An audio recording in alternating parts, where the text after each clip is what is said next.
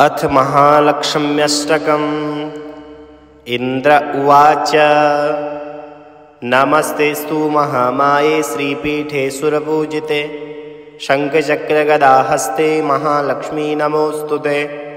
नमस्ते गरुडारूढे कोलासुरभयङ्करी सर्वपापहरे देवी महालक्ष्मी नमोऽस्तुते। सर्वज्ञे सर्ववरदे सर्वदुष्टभयङ्करी सर्वदुःखहरे देवी महालक्ष्मी नमोऽस्तुते।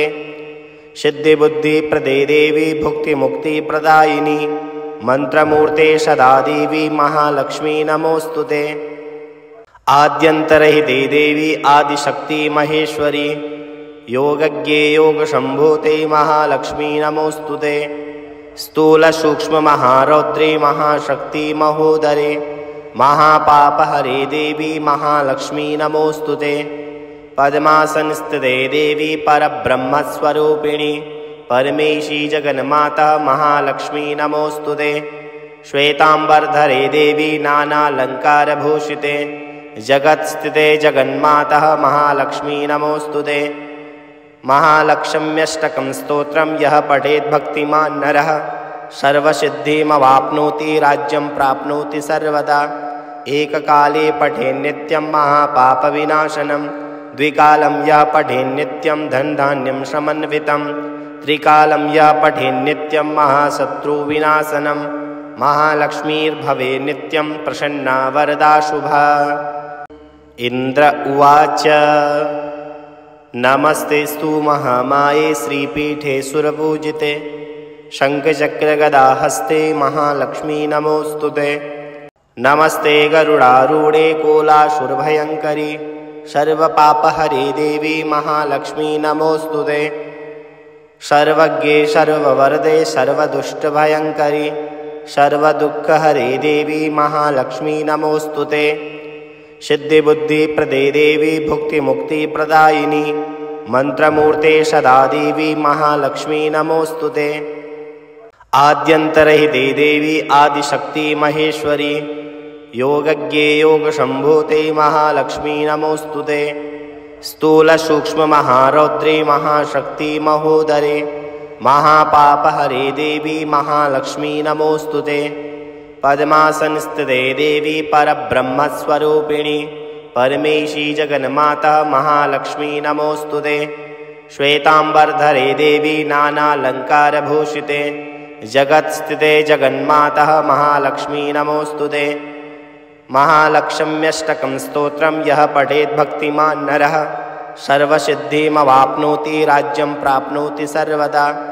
एककाले पठेन्नित्यं महापापविनाशनं द्विकालं यः पठेन्नित्यं धनधान्यं समन्वितं त्रिकालं यः पठेन्नित्यं महाशत्रुविनाशनं महालक्ष्मीर्भवेन्नित्यं प्रसन्ना वरदा शुभा। इंद्र उवाच नमस्तेस्तु महामाये श्रीपीठे सुरपूजिते शङ्खचक्रगदाहस्ते महालक्ष्मी नमोऽस्तुते। नमस्ते गरुडारूढे कोलासुरभयङ्करी सर्वपापहरे देवी महालक्ष्मी नमोऽस्तुते। सर्वज्ञे सर्ववरदे सर्वदुष्टभयङ्करी सर्वदुःखहरे देवी महालक्ष्मी नमोऽस्तुते। सिद्धिबुद्धिप्रदे देवी भुक्तिमुक्तिप्रदायिनी मंत्रमूर्ते सदा देवी महालक्ष्मी नमोऽस्तुते। आद्यन्तरहिते देवी आदिशक्ति महेश्वरी योगज्ञे योगशम्भूते महालक्ष्मी नमोऽस्तुते। स्थूलसूक्ष्ममहारौद्रे महाशक्ति महोदरे महापापहरे देवी महालक्ष्मी नमोऽस्तुते। पद्मासनस्थिते देवी परब्रह्मस्वरूपिणी परमेशी जगन्माता महालक्ष्मी नमोऽस्तुते। श्वेतांबरधरे देवी नानालंकारभूषिते जगत्स्थिते जगन्माता महालक्ष्मी नमोऽस्तुते। महालक्ष्म्यष्टकं स्तोत्रं यः पठेत् भक्तिमान् नरः सर्वसिद्धिमवाप्नोति राज्यं प्राप्नोति सर्वदा। एककाले पठेन्नित्यं महापापविनाशनं द्विकालं यः पठेन्नित्यं धनधान्यं समन्वितं त्रिकालं यः पठेन्नित्यं महाशत्रुविनाशनं महालक्ष्मीर्भवेन्नित्यं प्रसन्ना वरदा शुभा।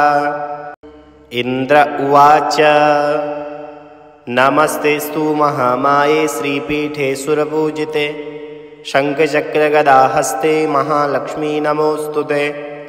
नमस्ते गरुडारूढे कोलासुरभयङ्करी सर्वपापहरे देवी महालक्ष्मी नमोऽस्तुते। सर्वज्ञे सर्ववरदे सर्वदुष्टभयङ्करी सर्वदुःखहरे देवी महालक्ष्मी नमोऽस्तुते। सिद्धिबुद्धिप्रदे देवी भुक्तिमुक्तिप्रदायिनी मंत्रमूर्ते सदा देवी महालक्ष्मी नमोऽस्तुते। आद्यन्तरहिते देवी आदिशक्ति महेश्वरी योगज्ञे योगशम्भूते महालक्ष्मी नमोऽस्तुते।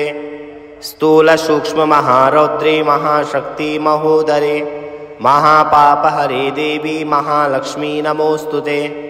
पद्मासनस्थिते देवी परब्रह्मस्वरूपिणी परमेशी जगन्माता महालक्ष्मी नमोऽस्तुते। श्वेतांबरधरे देवी नानालंकारभूषिते जगत्स्थिते जगन्माता महालक्ष्मी नमोऽस्तुते। महालक्ष्म्यष्टकं स्तोत्रं यः पठेत् भक्तिमान् नरः सर्वसिद्धिमवाप्नोति राज्यं प्राप्नोति सर्वदा। एककाले पठेन्नित्यं महापापविनाशनं द्विकालं यः पठेन्नित्यं धनधान्यं समन्वितं त्रिकालं यः पठेन्नित्यं महाशत्रुविनाशनं महालक्ष्मीर्भवेत् नित्यं प्रसन्ना वरदा शुभा। इन्द्र उवाच नमस्तेस्तु महामाये श्रीपीठे सुरपूजिते शङ्खचक्रगदाहस्ते महालक्ष्मी नमोऽस्तुते। नमस्ते गरुडारूढे कोलासुरभयङ्करी सर्वपापहरे देवी महालक्ष्मी नमोऽस्तुते। सर्वज्ञे सर्ववरदे सर्वदुष्टभयङ्करी सर्वदुःखहरे देवी महालक्ष्मी नमोऽस्तुते। सिद्धिबुद्धिप्रदे देवी भुक्तिमुक्तिप्रदायिनी मंत्रमूर्ते सदा देवी महालक्ष्मी नमोऽस्तुते। आद्यन्तरहिते देवी आदिशक्ति महेश्वरी योगज्ञे योगशम्भूते महालक्ष्मी नमोऽस्तुते। स्थूलसूक्ष्ममहारौद्रे महाशक्ति महोदरे महापापहरे देवी महालक्ष्मी नमोऽस्तुते। पद्मासनस्थिते देवी परब्रह्मस्वरूपिणी परमेशी जगन्माता महालक्ष्मी नमोऽस्तुते।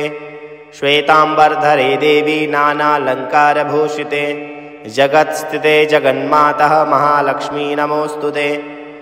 महालक्ष्म्यष्टकं स्तोत्रं यः पठेत् भक्तिमान् नरः सर्वसिद्धिमवाप्नोति राज्यं प्राप्नोति सर्वदा।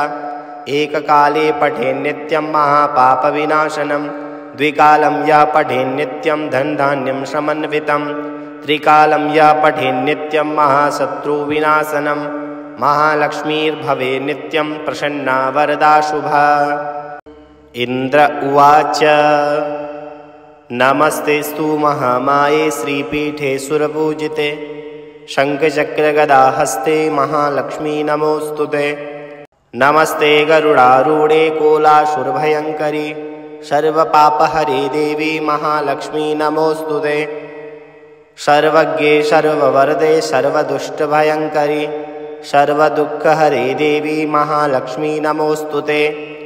सिद्धिबुद्धिप्रदे देवी भुक्तिमुक्तिप्रदायिनी मंत्रमूर्ते सदा देवी महालक्ष्मी नमोऽस्तुते।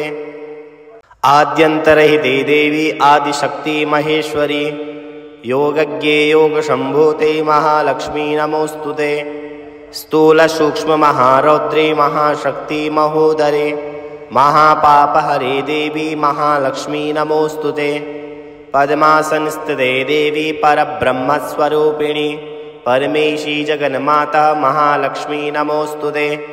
श्वेतांबरधरे देवी नानालंकारभूषिते जगत्स्थिते जगन्माता महालक्ष्मी नमोऽस्तुते।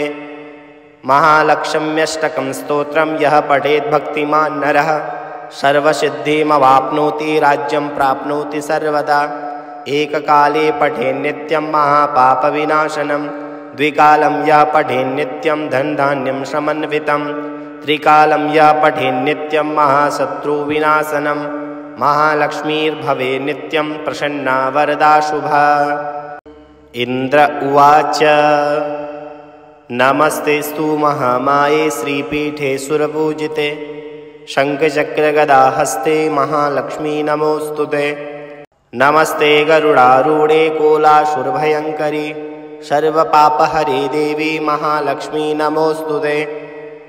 सर्वज्ञे सर्ववरदे सर्वदुष्टभयङ्करी सर्वदुःखहरे देवी महालक्ष्मी नमोऽस्तुते। सिद्धिबुद्धिप्रदे देवी भुक्तिमुक्तिप्रदायिनी मन्त्रमूर्ते सदा देवी महालक्ष्मी नमोऽस्तुते। आद्यन्तरहिते देवी आदिशक्ति महेश्वरी योगज्ञे योगशम्भूते महालक्ष्मी नमोऽस्तुते। स्थूलसूक्ष्ममहारौद्रे महाशक्ति महोदरे महापापहरे देवी महालक्ष्मी नमोऽस्तुते। पद्मासनस्थिते देवी परब्रह्मस्वरूपिणी परमेशी जगन्माता महालक्ष्मी नमोऽस्तुते। श्वेताम्बरधरे देवी नानालङ्कारभूषिते जगत्स्थिते जगन्माता महालक्ष्मी नमोऽस्तुते। महालक्ष्म्यष्टकं स्तोत्रं यः पठेत् भक्तिमान् नरः सर्वसिद्धिमवाप्नोति राज्यं प्राप्नोति सर्वदा। एककाले पठेन्नित्यं महापापविनाशनं द्विकालं यः पठेन्नित्यं धनधान्यं समन्वितं त्रिकालं यः पठेन्नित्यं महाशत्रुविनाशनं महालक्ष्मीर्भवेन्नित्यं प्रसन्ना वरदा शुभा। इन्द्र उवाच नमस्तेस्तु महामाये श्रीपीठे सुरपूजिते शङ्खचक्रगदाहस्ते महालक्ष्मी नमोऽस्तुते। नमस्ते गरुडारूढे कोलासुरभयङ्करी सर्वपापहरे देवी महालक्ष्मी नमोऽस्तुते। सर्वज्ञे सर्ववरदे सर्वदुष्टभयङ्करी सर्वदुःखहरे देवी महालक्ष्मी नमोऽस्तुते। सिद्धिबुद्धिप्रदे देवी भुक्तिमुक्तिप्रदायिनी मन्त्रमूर्ते सदा देवी महालक्ष्मी नमोऽस्तुते। आद्यन्तरहिते देवी आदिशक्ति महेश्वरी योगज्ञे योगशम्भूते महालक्ष्मी नमोऽस्तुते। स्थूलसूक्ष्ममहारौद्रे महाशक्ति महोदरे महापापहरे देवी महालक्ष्मी नमोऽस्तुते। पद्मासनस्थिते देवी परब्रह्मस्वरूपिणी परमेशी जगन्माता महालक्ष्मी नमोऽस्तुते। श्वेताम्बरधरे देवी नानालङ्कारभूषिते जगत्स्थिते जगन्माता महालक्ष्मी नमोऽस्तुते। महालक्ष्म्यष्टकं स्तोत्रं यः पठेत् भक्तिमान् नरः सर्वसिद्धिमवाप्नोति राज्यं प्राप्नोति सर्वदा। एककाले पठेन्नित्यं महापापविनाशनं द्विकालं यः पठेन्नित्यं धनधान्यं समन्वितं त्रिकालं यः पठेन्नित्यं महाशत्रुविनाशनं महालक्ष्मीर्भवेन्नित्यं प्रसन्ना वरदा शुभा। इन्द्र उवाच नमस्तेस्तु महामाये श्रीपीठे सुरपूजिते शङ्खचक्रगदाहस्ते महालक्ष्मी नमोऽस्तुते। नमस्ते गरुडारूढे कोलासुरभयङ्करी सर्वपापहरे देवी महालक्ष्मी नमोऽस्तुते। सर्वज्ञे सर्ववरदे सर्वदुष्टभयङ्करी सर्वदुःखहरे देवी महालक्ष्मी नमोऽस्तुते। सिद्धिबुद्धिप्रदे देवी भुक्तिमुक्तिप्रदायिनी मन्त्रमूर्ते सदा देवी महालक्ष्मी नमोऽस्तुते। आद्यन्तरहिते देवी आदिशक्ति महेश्वरी योगज्ञे योगशम्भूते महालक्ष्मी नमोऽस्तुते। स्थूलसूक्ष्ममहारौद्रे महाशक्ति महोदरे महापापहरे देवी महालक्ष्मी नमोऽस्तुते। पद्मासनस्थिते देवी परब्रह्मस्वरूपिणी परमेशी जगन्माता महालक्ष्मी नमोऽस्तुते। श्वेताम्बरधरे देवी नानालङ्कारभूषिते जगत्स्थिते जगन्माता महालक्ष्मी नमोऽस्तुते। महालक्ष्म्यष्टकं स्तोत्रं यः पठेत् भक्तिमान् नरः सर्वसिद्धिमवाप्नोति राज्यं प्राप्नोति सर्वदा। एककाले पठेन्नित्यं महापापविनाशनं द्विकालं यः पठेन्नित्यं धनधान्यं समन्वितं त्रिकालं यः पठेन्नित्यं महाशत्रुविनाशनं महालक्ष्मीर्भवेन्नित्यं प्रसन्ना वरदा शुभा। इन्द्र उवाच नमस्तेस्तु महामाये श्रीपीठे सुरपूजिते शङ्खचक्रगदाहस्ते महालक्ष्मी नमोऽस्तुते। नमस्ते गरुडारूढे कोलासुरभयङ्करी सर्वपापहरे देवी महालक्ष्मी नमोऽस्तुते। सर्वज्ञे सर्ववरदे सर्वदुष्टभयङ्करी सर्वदुःखहरे देवी महालक्ष्मी नमोऽस्तुते। सिद्धिबुद्धिप्रदे देवी भुक्तिमुक्तिप्रदायिनी मंत्रमूर्ते सदा देवी महालक्ष्मी नमोऽस्तुते। आद्यन्तरहिते देवी आदिशक्ति महेश्वरी योगज्ञे योगशम्भूते महालक्ष्मी नमोऽस्तुते। स्थूलसूक्ष्ममहारौद्रे महाशक्ति महोदरे महापापहरे देवी महालक्ष्मी नमोऽस्तुते। पद्मासनस्थिते देवी परब्रह्मस्वरूपिणी परमेशी जगन्माता महालक्ष्मी नमोऽस्तुते। श्वेतांबरधरे देवी नानालंकारभूषिते जगत्स्थिते जगन्माता महालक्ष्मी नमोऽस्तुते। महालक्ष्म्यष्टकं स्तोत्रं यः पठेत् भक्तिमान् नरः सर्वसिद्धिमवाप्नोति राज्यं प्राप्नोति सर्वदा।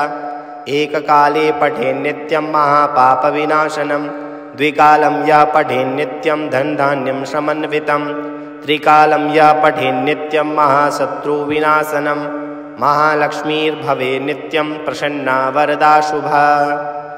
इन्द्र उवाच नमस्तेस्तु महामाये श्रीपीठे सुरपूजिते शङ्खचक्रगदाहस्ते महालक्ष्मी नमोऽस्तुते। नमस्ते गरुडारूढे कोलासुरभयङ्करी सर्वपापहरे देवी महालक्ष्मी नमोऽस्तुते। सर्वज्ञे सर्ववरदे सर्वदुष्टभयङ्करी सर्वदुःखहरे देवी महालक्ष्मी नमोऽस्तुते। सिद्धिबुद्धिप्रदे देवी भुक्तिमुक्तिप्रदायिनी मंत्रमूर्ते सदा देवी महालक्ष्मी नमोऽस्तुते।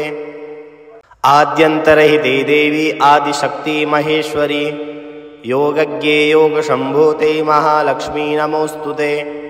स्थूलसूक्ष्ममहारौद्रे महाशक्ति महोदरे महापापहरे देवी महालक्ष्मी नमोऽस्तुते। पद्मासनस्थिते देवी परब्रह्मस्वरूपिणी परमेशी जगन्माता महालक्ष्मी नमोऽस्तुते। श्वेतांबरधरे देवी नानालंकारभूषिते जगत्स्थिते जगन्माता महालक्ष्मी नमोऽस्तुते। महालक्ष्म्यष्टकं स्तोत्रं यः पठेत् भक्तिमान् नरः सर्वसिद्धिमवाप्नोति राज्यं प्राप्नोति सर्वदा। एककाले पठेन्नित्यं महापापविनाशनं द्विकालं यः पठेन्नित्यं धनधान्यं समन्वितं त्रिकालं यः पठेन्नित्यं महाशत्रुविनाशनं महालक्ष्मीर्भवेत् नित्यं प्रसन्ना वरदा शुभा। इन्द्र उवाच नमस्तेस्तु महामाये श्रीपीठे सुरपूजिते शङ्खचक्रगदाहस्ते महालक्ष्मी नमोऽस्तुते। नमस्ते गरुडारूढे कोलासुरभयङ्करी सर्वपापहरे देवी महालक्ष्मी नमोऽस्तुते। सर्वज्ञे सर्ववरदे सर्वदुष्टभयङ्करी सर्वदुःखहरे देवी महालक्ष्मी नमोऽस्तुते। सिद्धिबुद्धिप्रदे देवी भुक्तिमुक्तिप्रदायिनी मंत्रमूर्ते सदा देवी महालक्ष्मी नमोऽस्तुते। आद्यन्तरहिते देवी आदिशक्ति महेश्वरी योगज्ञे योगशम्भूते महालक्ष्मी नमोऽस्तुते। स्थूलसूक्ष्ममहारौद्रे महाशक्ति महोदरे महापापहरे देवी महालक्ष्मी नमोऽस्तुते। पद्मासनस्थिते देवी परब्रह्मस्वरूपिणी परमेशी जगन्माता महालक्ष्मी नमोऽस्तुते। श्वेतांबरधरे देवी नानालंकारभूषिते जगत्स्थिते जगन्माता महालक्ष्मी नमोऽस्तुते। महालक्ष्म्यष्टकं स्तोत्रं यः पठेत् भक्तिमान् नरः सर्वसिद्धिमवाप्नोति राज्यं प्राप्नोति सर्वदा। एककाले पठेन्नित्यं महापापविनाशनं द्विकालं यः पठेन्नित्यं धनधान्यं समन्वितं त्रिकालं यः पठेन्नित्यं महाशत्रुविनाशनं महालक्ष्मीर्भवेत् नित्यं प्रसन्ना वरदा शुभा।